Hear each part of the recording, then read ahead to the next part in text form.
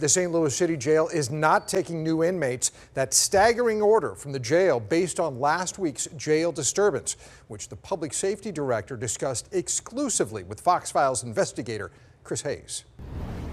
Prisoner processing here at the St. Louis City Justice Center is closed. That means no new inmates can be brought here. That stunning order 3 days ago, despite the fact the jail is not full.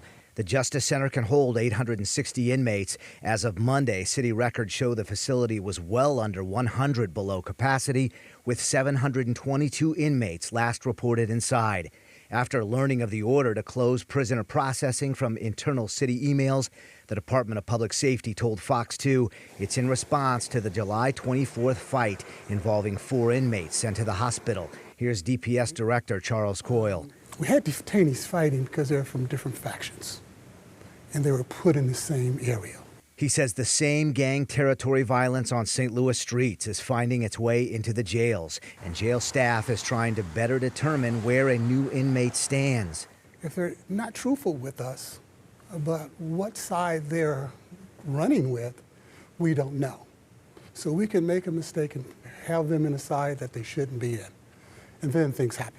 The jail is asking police to bring new people arrested here to South Patrol, where there are about 8 holding cells for roughly 24 inmates.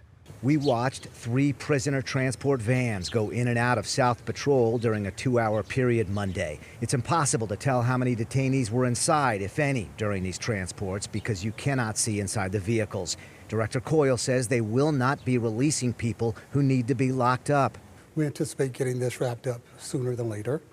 Once we have identified where we get them. It doesn't do us any good to take new detainees if we don't know where to put them.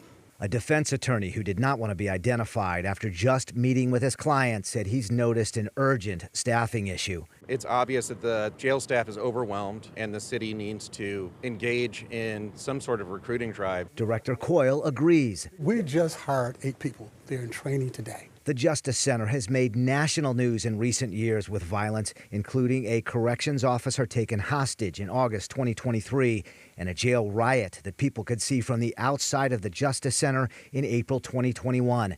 The Department of Public Safety says this latest move, closing prisoner processing temporarily, is an attempt to prevent the next possible crisis. For the Fox Files, I'm Chris Hayes.